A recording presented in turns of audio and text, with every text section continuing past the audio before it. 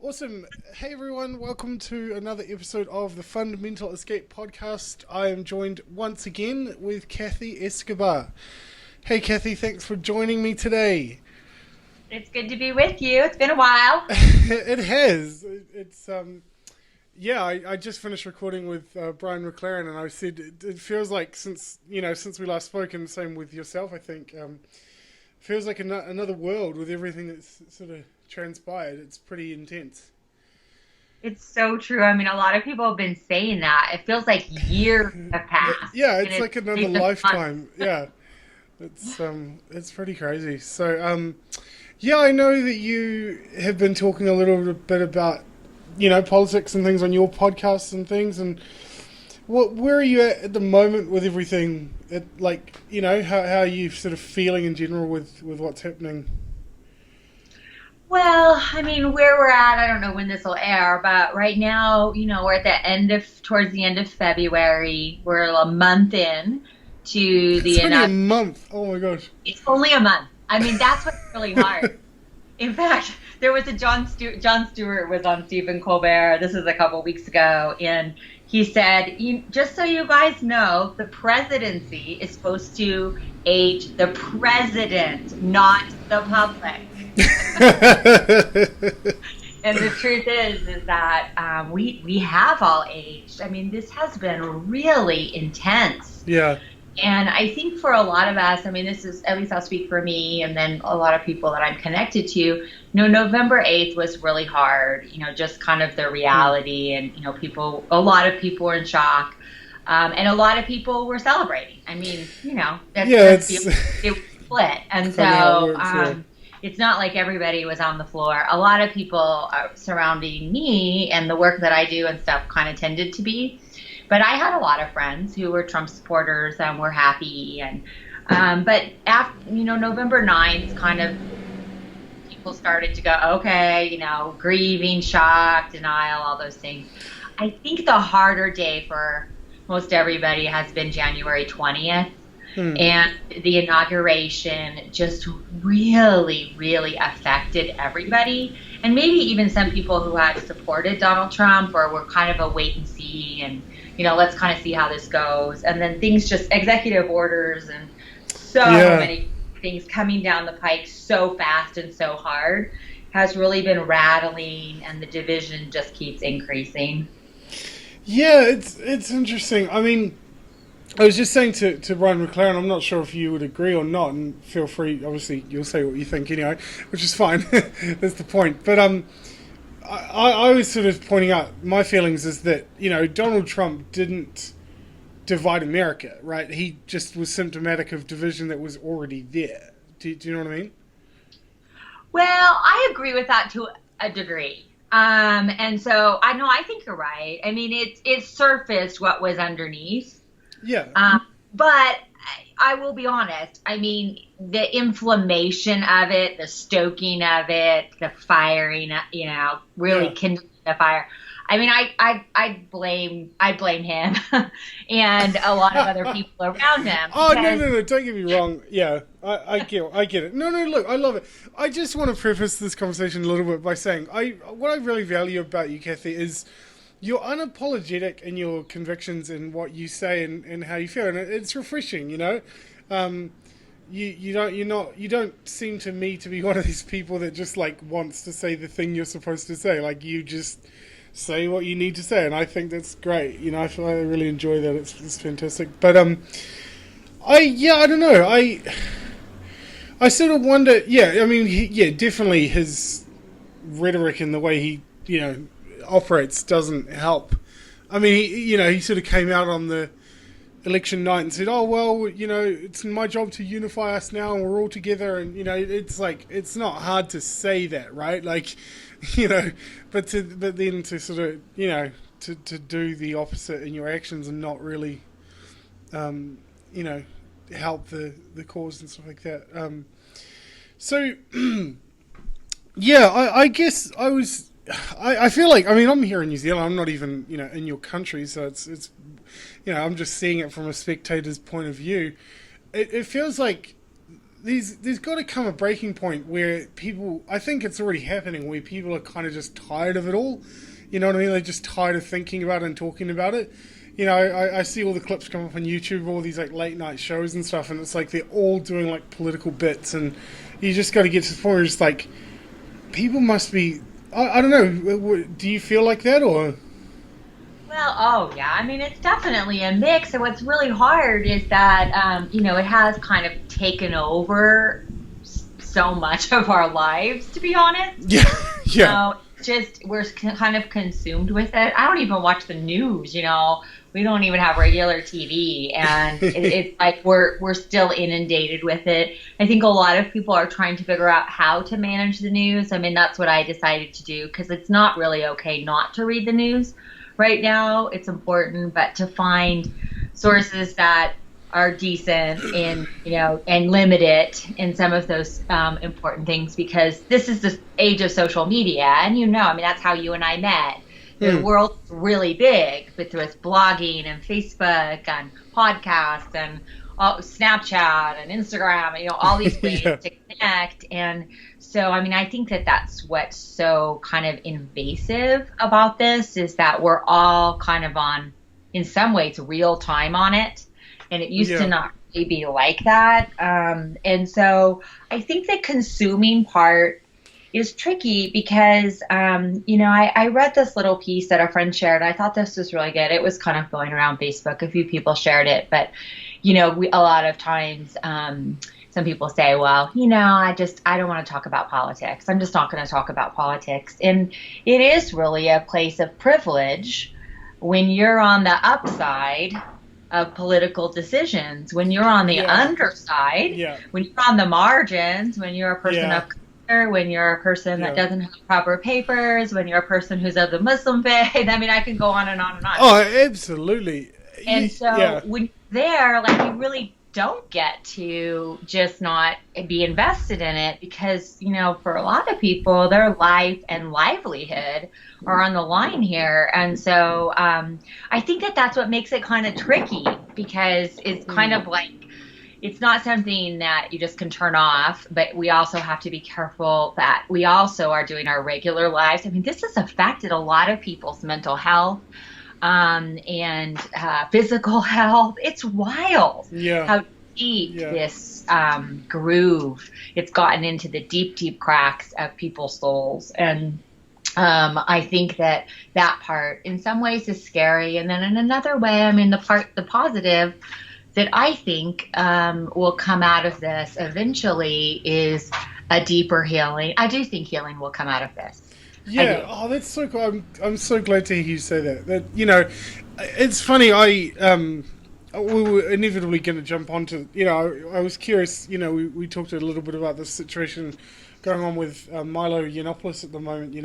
With what's come out with him, and he did a press conference today where he basically talked about explicitly being that he is a sexual abuse victim himself.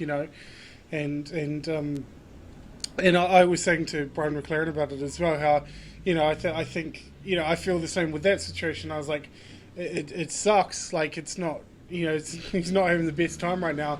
But I do think that good will ultimately come out of that. And I hope that, even in that situation, that it does open up, like important dialogue on these like subjects like mental health or abuse or whatever, that's where I was sort of more keen to go in the direction with this conversation with you, because I know you clearly have that sort of maternal instinct kind of vibe that you put out. Like, you just want to care for people who are marginalized and kicked to the edges, right? Like, that seems so clear to me, and I wonder how you sort of see your role in all of this, given, the current sort of social and political climate that we're in right now, Right. Well, and this is what makes it so hard, because so much is on the line for so many people.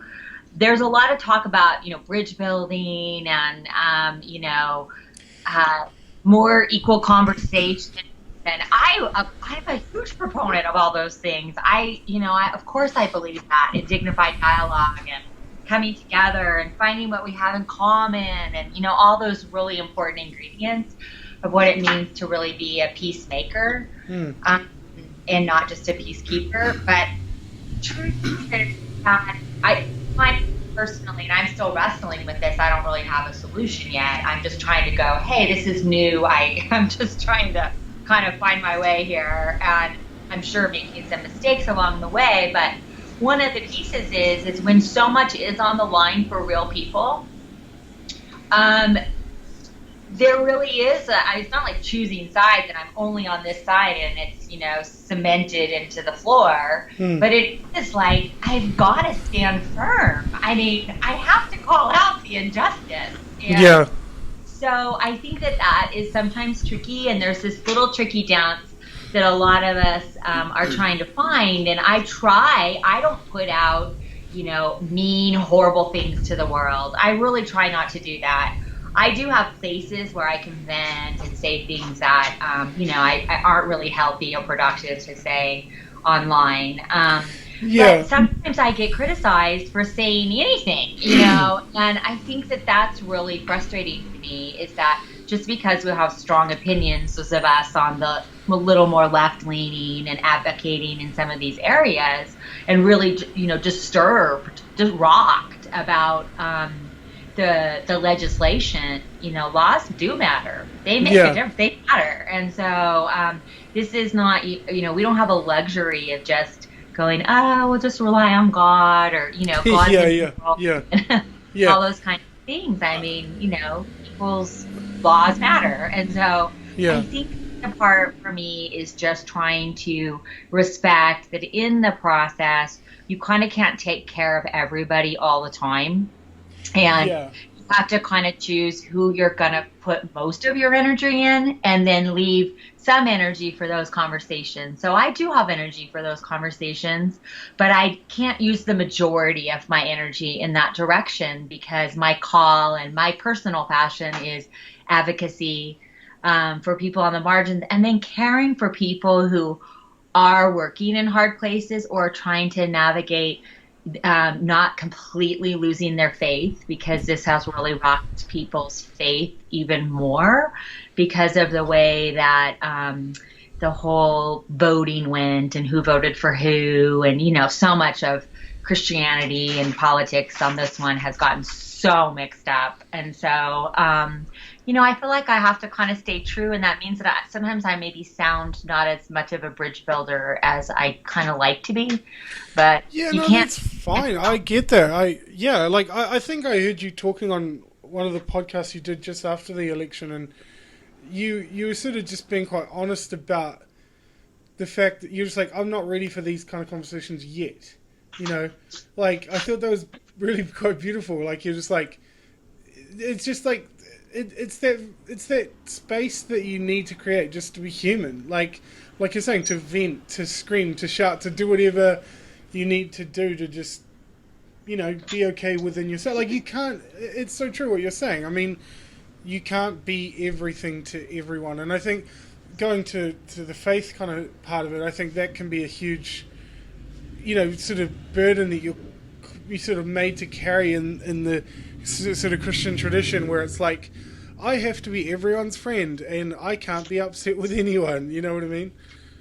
Right. Well, this is what's really hard right now, is that, and this is, I'm just being really frank. Like, today, our conversation was how to make sure that people in our lives who do not have proper papers, because a lot of people have different forms of things, don't have proper papers. What do they do in a moment of potentially being picked up by ICE? Okay? So we've always had to think about those things a little bit, but not in the same way as we have to think about it right now. Yeah. And so, so having those conversations and walking through and learning, and, that's not our wheelhouse. That's not what we do every day, but we do it as part of our work. So we're having to learn these things. So then I don't have extra margin to make sure that the way I say something makes evangelical Christians okay. I mean, yeah. That's what's really hard. I mean, I'm not trying to pick a fight or anything. I'm purposefully not doing that. I am just trying to kind of, speak from my heart and share my experience and what I'm kind of wrestling with. And that's what's hard is that sometimes, it's just a really broken, fractured season. And it was coming. I mean, I like what you said. It was all there underneath. But I think Yeah. it's another shift in Christianity is on the move. It's 500 years. The Reformation, and it's just a really big shift in the world that we've been feeling for a long time. A big shift in Yeah. religion and Christianity for a really long time, and now there's something about like this one just really cracked it open. And Mm. so I think we weren't really prepared for it, and now it's here, and now we're going to have to find our way in the dark. Yeah. Yeah. Absolutely. I sort of wonder. You know, I think sometimes, in regards to our faith, we can like put our trust. Like I think this whole situation has been a real challenge to so many people in the respective, like talking in the concept of faith and things like loving your enemy and doing good to those who persecute you, all that kind of stuff, right? Like those are easy concepts to hold when you're not confronted with like quote unquote an enemy or someone that's hard to love, or so it seems like you look at the church throughout history and things like that, and when the church seems to thrive the most when it's not in power, kind of thing, when it's not the connected to to government and things like that, and when we can actually it seems to be what you're doing with the refuge and things, like actually creating sort of community and real sort of dialogue and closeness and stuff like that, rather than just like expecting like, oh, the government will fix it or whatever. Like to me there seems to be quite a underlying challenge there, and how do you treat people that don't see the world the way you do and have different politics and different opinions, and like, I mean, I just like, where do we start with it? Like, do we just I guess maybe sometimes it is important to just kind of hide away, and we need to do that, and that's fine, but like, I'm sure at some point we have to come out and like interact with people at some point. No, I really agree with you. In fact, I was saying today, and this is true, that I think we're getting there already. I mean, it's only been a month in, but it's been multiple months of Feels like a year. Yeah, it really has been a year, but I think it for sure accelerated. And so I think people are longing to find ways to do it. I'm not sure we're quite there on how, and because it's really hard to get people in the room.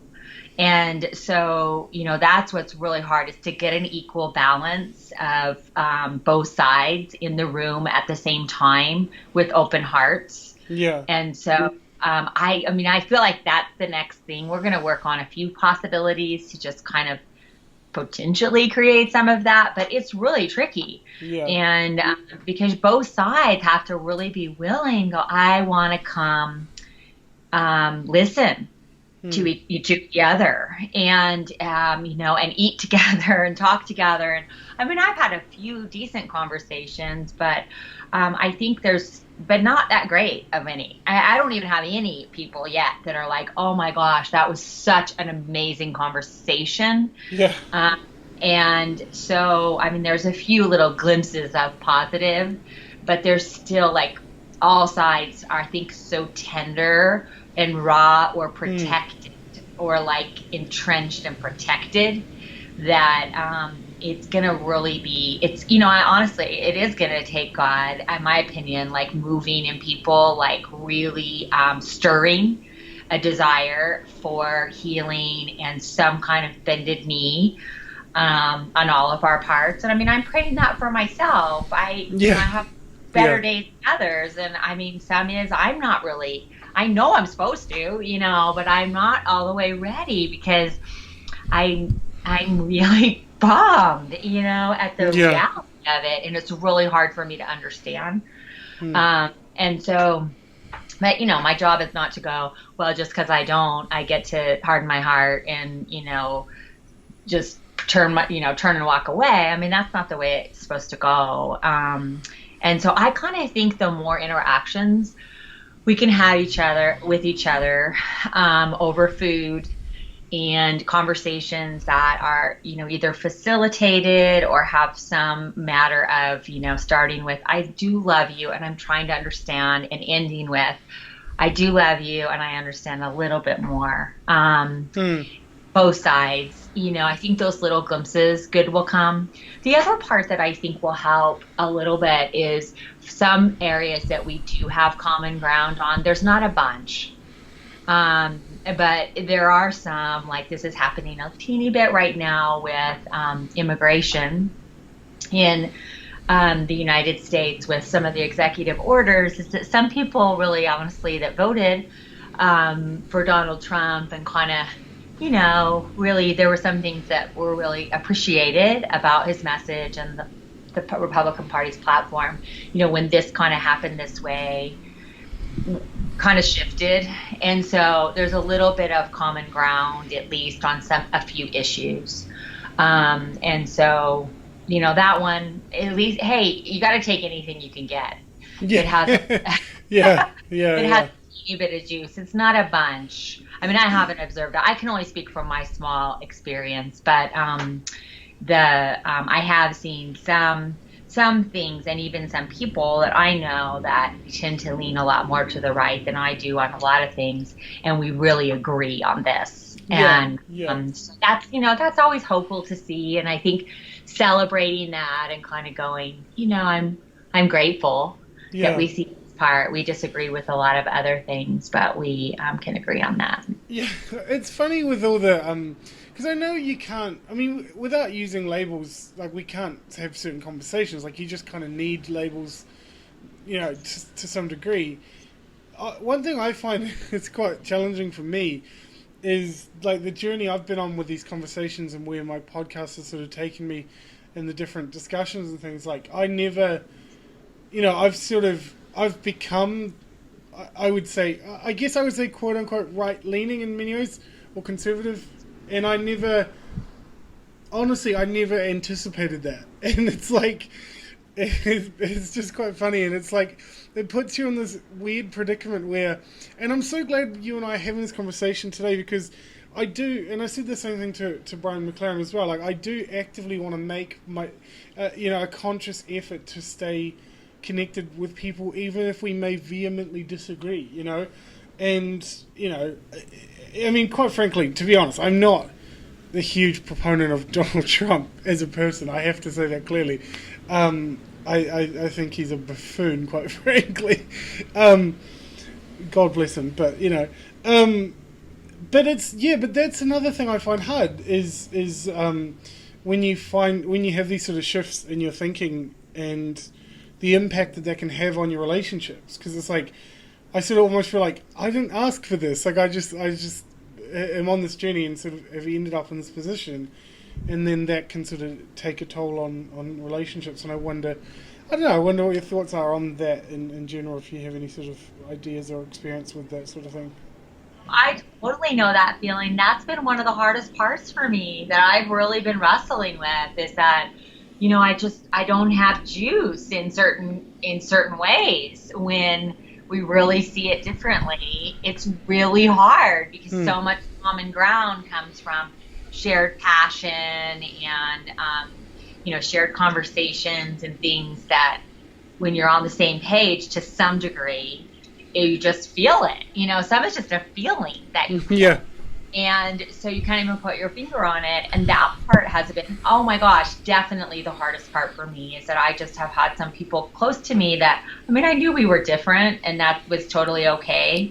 And it was hard. But then when it's amplified like this, it's really hard because you lose some of what you could talk about freely. And so, I feel like a big piece of all this for everybody is to find margin over time.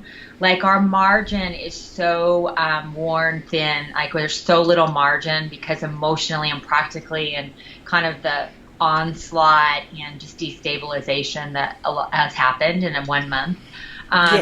Everyone's kind of rocked. And so my hope, and this is what I'm hoping for, is people we get a little more, not solid ground, because I think it's going to be shaky, but we start to stand up a little bit, and then you take good care of yourself, soul care, things that help strengthen, to have margin to be able to get into these conversations with close friends who see this differently and voted across the aisle, all these kinds of things. And so Hmm. I think that we're not quite there yet. Some might be, but most of the people I'm around are not there yet. We're still too raw and whacked out Yeah, yeah, yeah. and kind of reeling, or too protected, and feel like, this happens a lot. Like, the right feels like the left is, persecuting them and yelling at them and screaming at them and all those kinds of things. And then, the left is so mad at the right for their decisions. And, it's just so ugly. And Yeah. I think Yeah. eventually we can get enough margin, and we don't need a ton. We're not going to be able to get all the margin we need. That's not how life works, but enough to kind of be able to show up with something, instead of coming from such a raw place, but coming a little bit more anchored and can hear each other. I mean, that would be beautiful and healing. And I think it'll come, but I've been really sad. I miss some people, that we didn't agree on a lot of things, but I just kind of can't do it. And they can't either. Like, it's not just me. I always take it on because I'm a codependent too. It must be something I'm doing, but it's not like they're reaching out either. And so, Yeah. it kind of works both ways. It's not all on my side. What are your thoughts in general on the response to all of it? Like, with all the, it feels like, I don't know how many sort of protests there's been since the election, but I'm pretty sure there's been some form of activism or protest since the night of the election, is what it feels like. I just wonder, yeah, like that seems, I don't know. I sort of feel like if there's protests at every turn, the way there seems to have been, like, that's going to become, I don't know. I don't know how effective or what the end. I get that people are angry and upset and they want to be heard, but yeah, I just wonder if it's, Well, I think I yeah. would. I think I would reframe the anger and upset a little bit. I mean, that's there, and no question, I'm not trying to diminish it. It's there, but I think another thing that is motivating people is a true passion for change and for democracy, for some of those core things about America that people really care about, and for, those that are being threatened in some way. And Hmm. so I don't think it's all just anger, and, it's more than that. Some of it is. I mean, I can't speak for everybody, but I know Yeah. that Well, I a think lot, of the and it really is like, this has lit something really strong in a lot of people. And so, in terms of the protests, I mean, that's not really my thing that I'm super hooked into, because, you have to kind of choose. You don't choose them all the time. But I have gone to a couple, and I think that over the long haul they do matter, because I think that it's hard for legislators to ignore yeah. that they need to at least listen.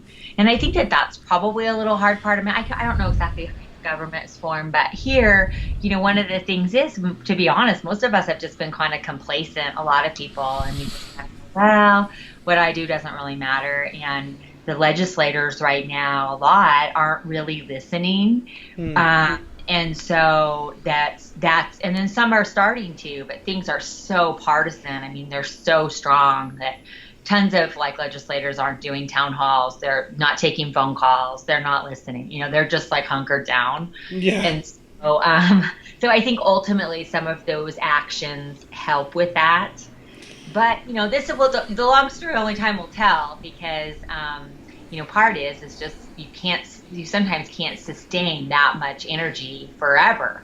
Yeah. And so, I think that people hopefully will keep finding ways to take good care of themselves, to keep advocating when it's things they're passionate about. And, either side can do that. There's a lot of people, rallying for support.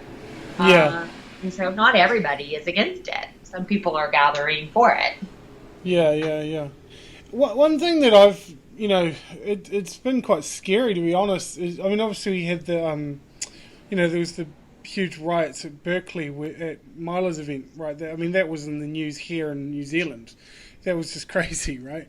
Yeah. And you've got these people now, like these protesters who are like turning up with like their faces covered and stuff like that, and that's that's scary. And what's even scarier to me is the like almost like endorsement of it as well, or not necessarily endorsement necessarily, but like people not sort of going against it. And I know there was actually a lady who went on the news about that and was basically saying, "Oh yeah, we've got to do whatever it takes," and that's where it gets scary. And I know, I mean, we've talked about this before. Like you're kind of big yourself on the whole free speech thing, and it seems so much more important now than ever. Like that we have to have actual conversations with words. Like we have to be able to have dialogue, and that's why again, like I'm so glad to stay connected with people like yourself and to have, disagreements and things because, if we can't speak with our words, that's when violence seems to actually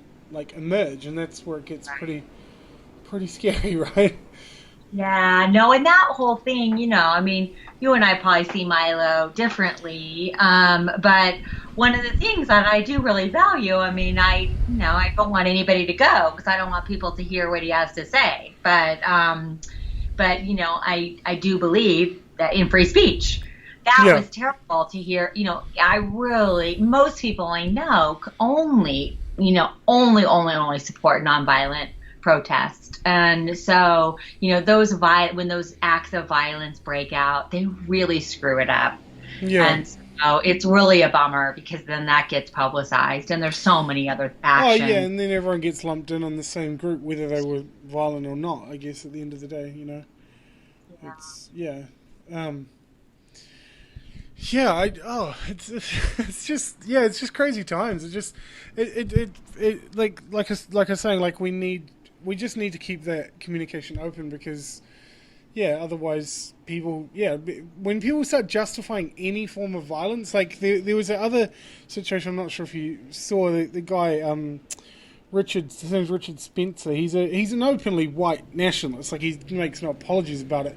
And he doesn't like he's basically he's against Milo. He doesn't like what he's doing either. But he's on a different level.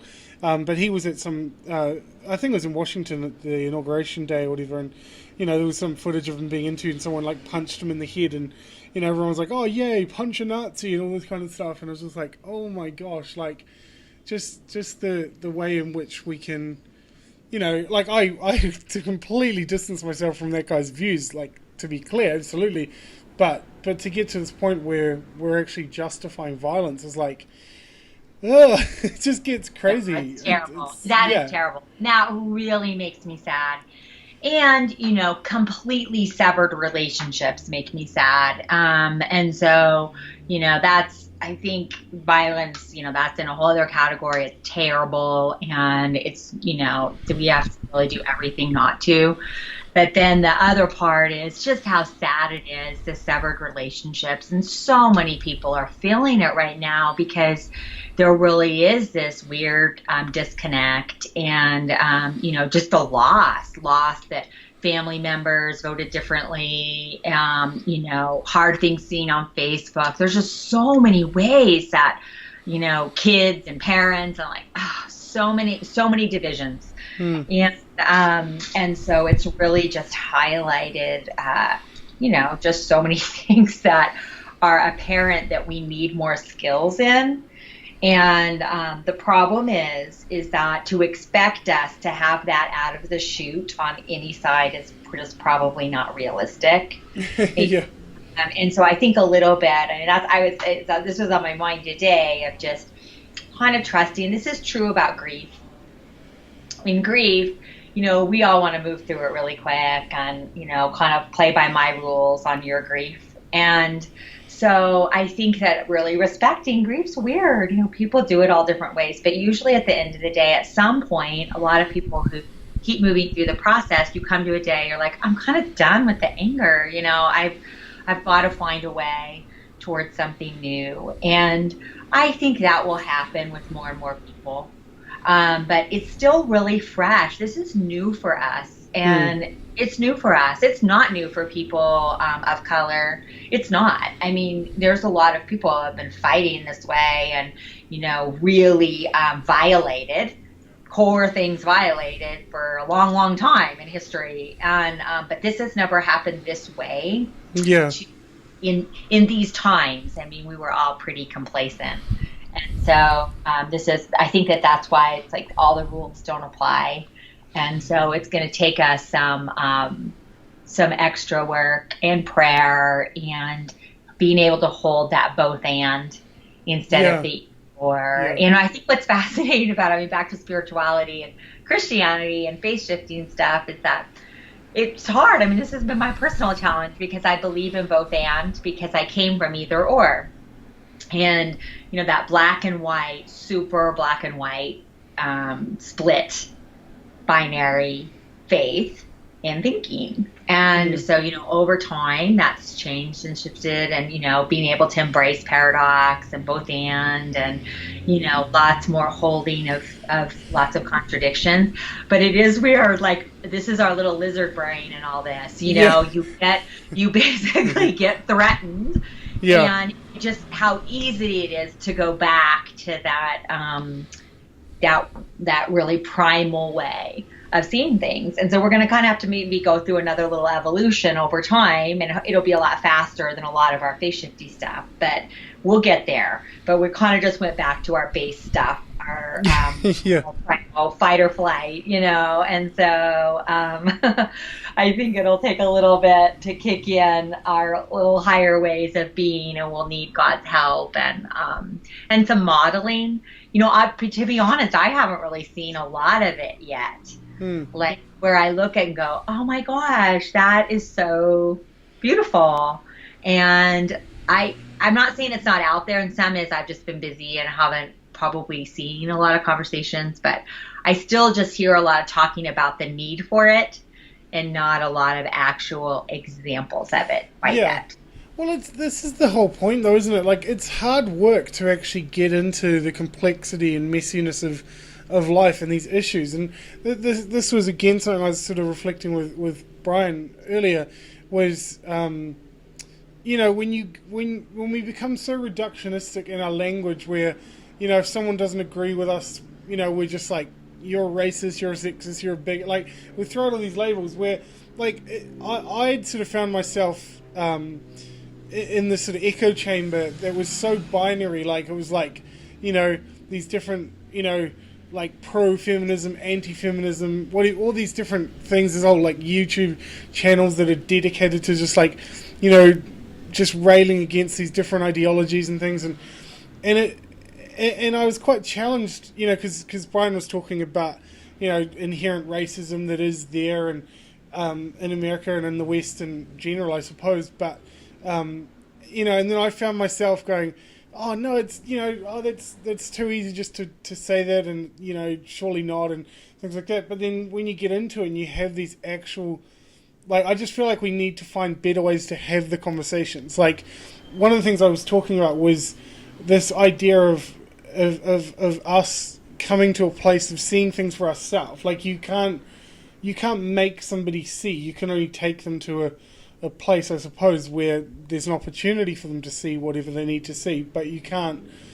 Do you know what I mean? You can't get someone, just to throw these labels around, as often happens in these sort of divisive conversations. It's just like, it just kills actual, like, productive, needed, like, dialogue. Right. Oh, it's so true. And, I can't remember if we've talked in the past about nonviolent communication. But did we? Did we ever talk about that? Maybe. Maybe you I have to can't give me a remember. refresher. For some reason I don't think we did, but I can't remember. And maybe alluded to it. And I mean, I'm not the greatest at it at all, but it's a really great skill and practical, used in peacemaking, really, and trying to kind of see the good and the beauty and really listen to one another and in each other, and to draw out the best of each other, and have connection. I mean, ultimately, it's all about connection. And so there are principles in there that, underneath feelings are needs, their needs. And a lot of times understanding that those kind of core needs in Hmm. each side is really helpful. And then the fourth thing is about requests. But, kind of just doing feelings and needs, it's like really every time I've ever practiced it with people, like it's really been helpful, even just on my own, to recognize that there is a need underneath all the roar. And so, but what's so hard about nonviolent communication is that it's so slow and it takes so much, Yeah. it takes so much finesse and practice. But ultimately, we can, some little pockets of people can get there.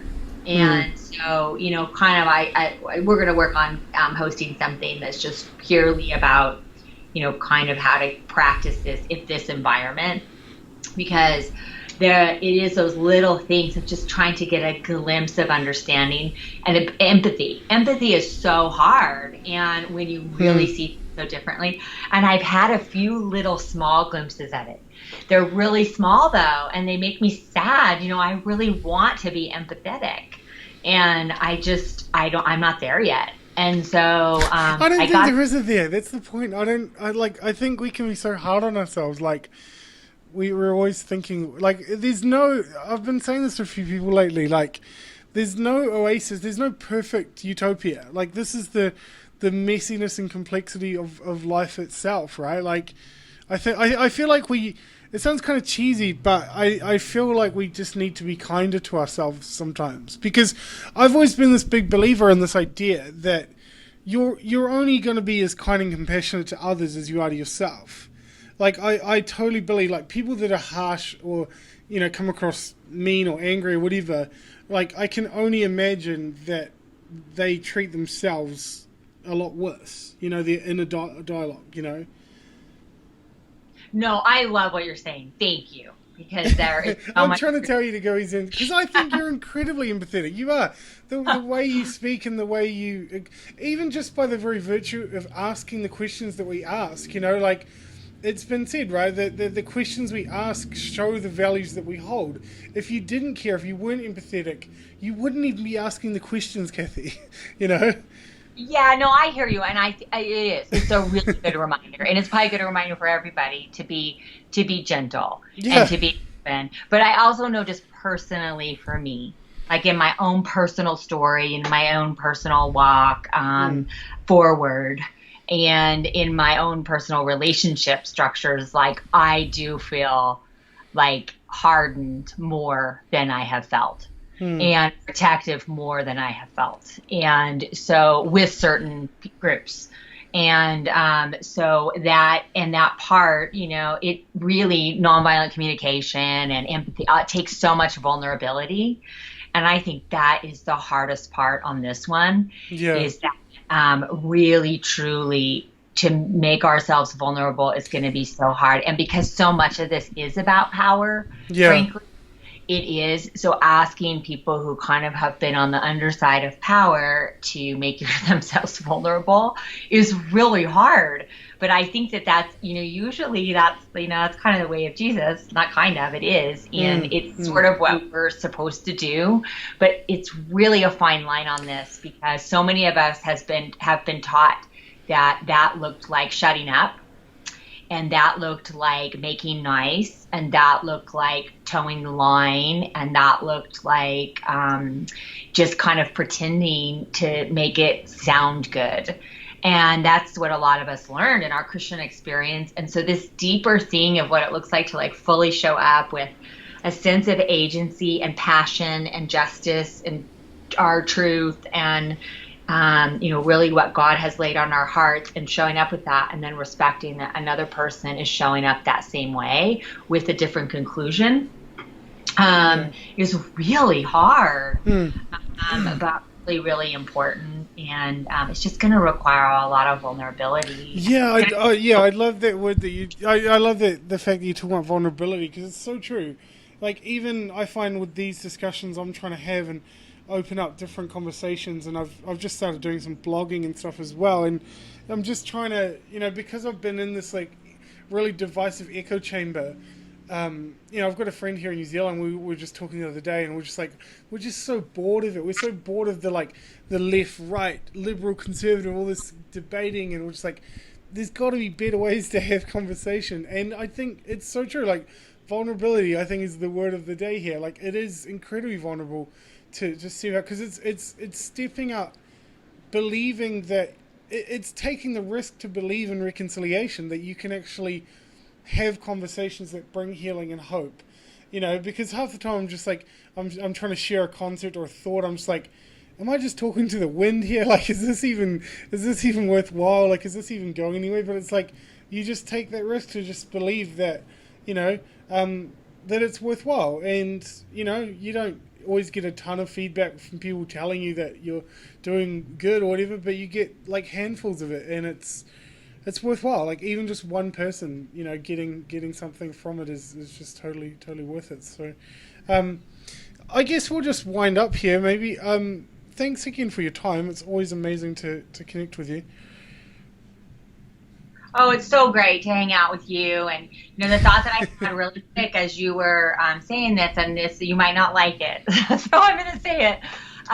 But I think it's really true, is that I think that those that have had a lot of power, that have held power, have the biggest responsibility here. And so this is, I'll just use the women thing. Okay. So related to vulnerability is that, men, have held power, and they've had a lot more power than women. And so they just have. You saved the most controversial part of the conversation to the end. I love it. I have to do it because it really is. All right, we'll just be going for another hour. That's fine. No, we're not going to do another hour. But on vulnerability, this is a really important thing, because we've been vulnerable. We've been trying. And so for a long time, I'm not talking about me in this present, I'm talking about for a long time. And the way that power actually shifts, and this is the problem, this is, if there's one thing I'm praying for right now, it is that those who have power and privilege will be the ones to make themselves vulnerable. Yeah. And that's what we're not seeing, frankly. And so this is what's hard. So a lot of people who've already been vulnerable know how to keep being vulnerable. Yeah. And then those who haven't need to learn it, because that's what's going to actually foster healing. Yeah. If it only comes from who've been underneath power, it'll never change. And I actually think that that's the bigger story here that's so hard. Yeah. And it really is a call. It's not social justice warriors, whiny babies. No, they do exist. They do exist. Some of them do exist. I'm not saying they don't. No, look, I will. Can I just pick? Can we go for like another 10 or so minutes? Is it okay? Sure. Oh, cool. Because you've just opened up something really interesting, and I'm so glad you have. Like, I was just like bursting with where to start, because I'm like, I do want to have this conversation, because as you know, like, feminism is one of these issues that Milo. It was one of his cornerstone issues of his speaking tour on these college campuses. And, famously at one of the events, he got up and he basically just goes, I've prepared a speech for you all. And he just goes, feminism is cancer.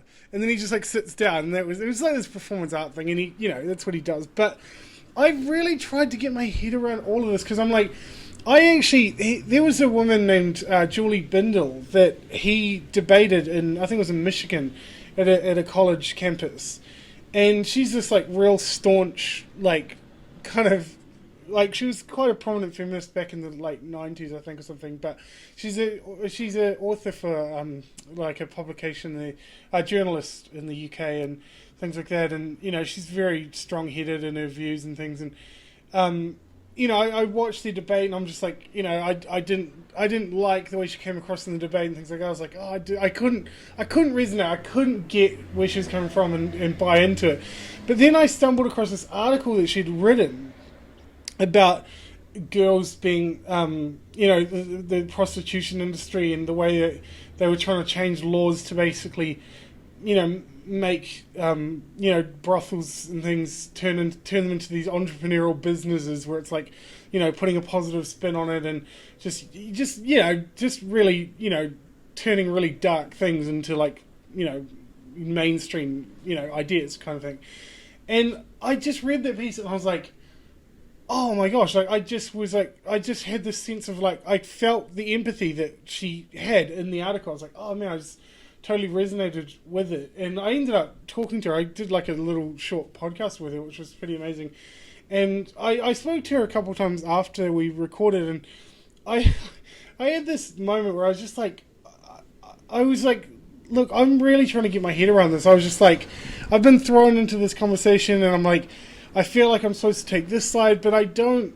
Like, I'll just say it like this. I know I'm saying a lot, but I'll try and get to a coherent point. But you're right. Like, I don't understand women's issues because I'm not a woman. Is what I'm trying to get to, I suppose. Right? Like, I don't get it, and I don't know that I ever will. I don't know what's the best place I can come to. Like, I just want to know where do we start with it? How do you get people to see things that they can't see?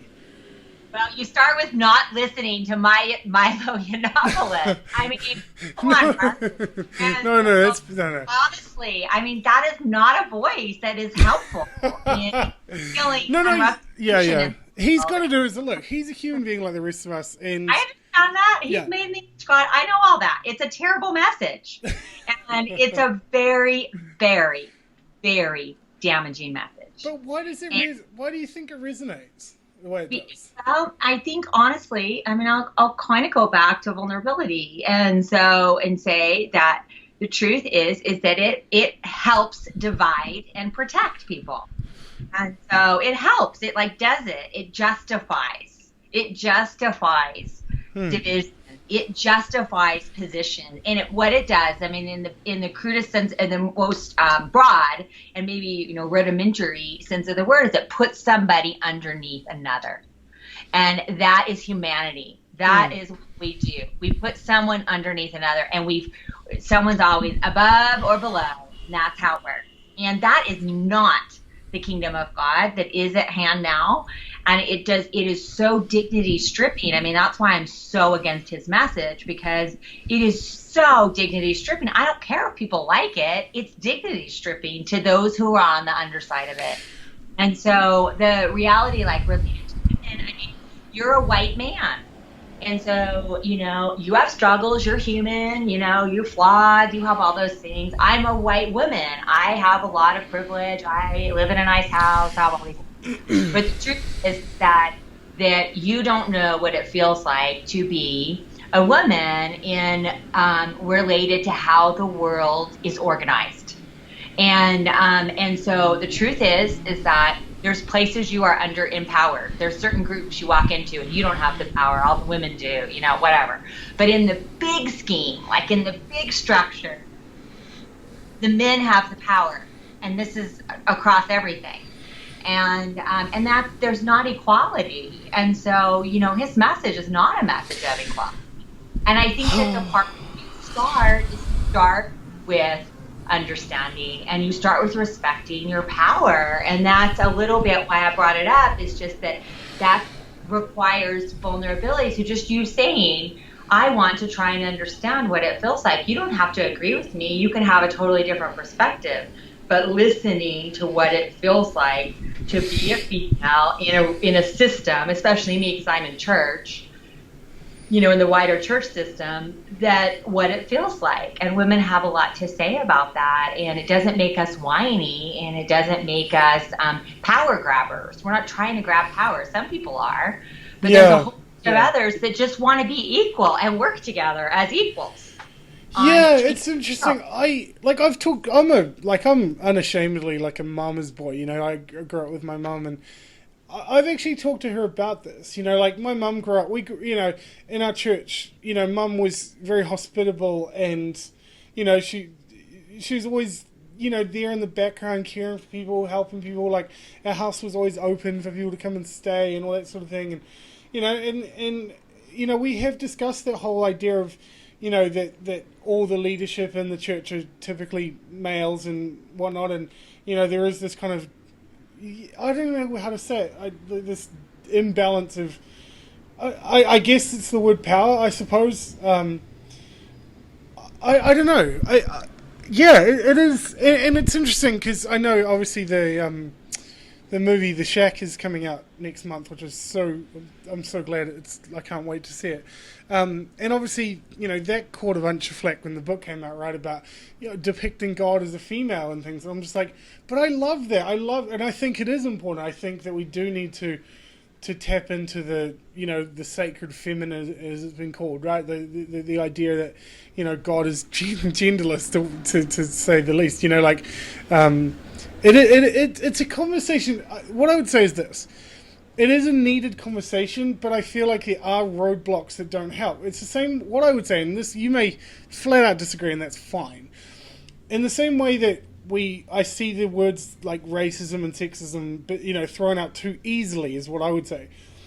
The label feminism, to me, to me, the way I understand it, I don't think to disagree with some of the propositions of feminism doesn't inherently make you anti-female. That would be not correct to me. Yeah, for sure.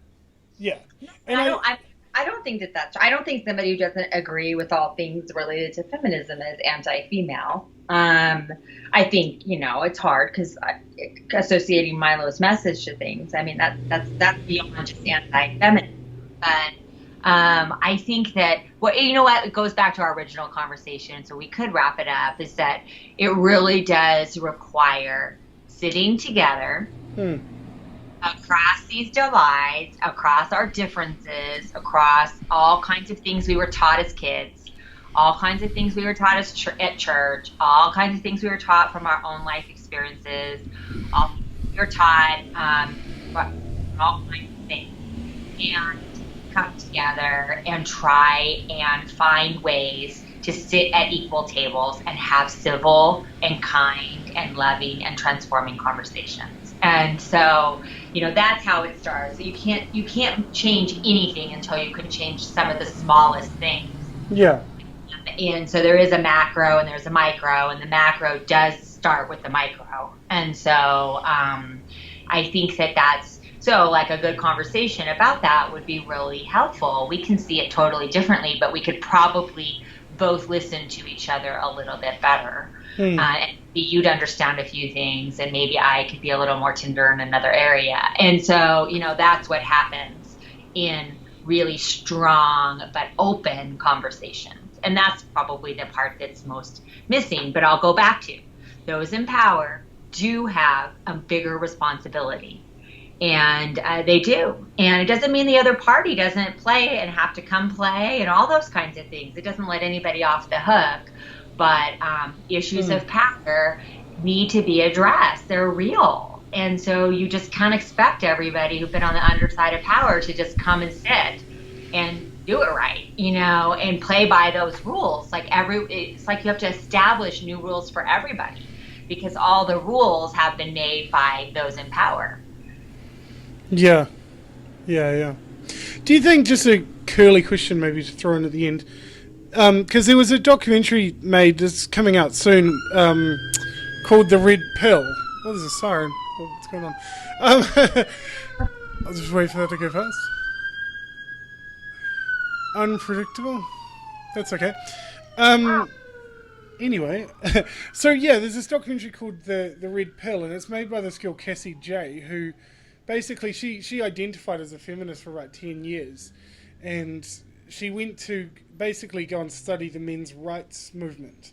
And she went in there with the assumption that they were all going to be, anti-women, evil, blah, all this kind of stuff. And she met with them and started looking at issues, facing men, for example, like things like male suicide or mental health and, custody laws that, don't tend to favour men sometimes and things like that. And, I just wonder...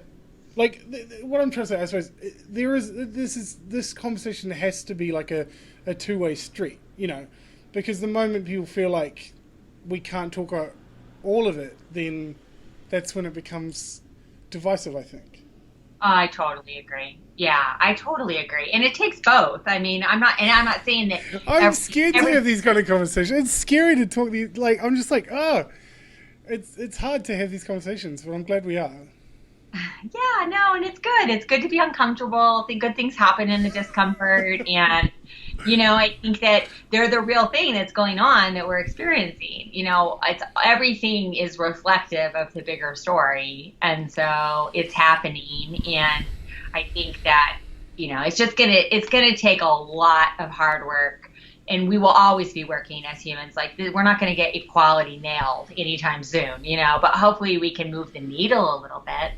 And I think that actually, I think right now the needle is moving a little bit. I think that in the right direction, but you can see how bumpy it is. Yeah, yeah, absolutely. All right, well, we could continue talking forever because this is fascinating, but I think we'll wrap up. But yeah, Oh, yeah, time to go to bed. yeah, no, fair enough. Thanks again, Kathy. It's amazing. Oh, it was so fun to talk to you, Mark. And yeah, so, tons of love and compassion and hope across the ocean. Uh, Via here today, Skype. Mark, and keep sending us some because we could use it. Yeah, absolutely. Cool.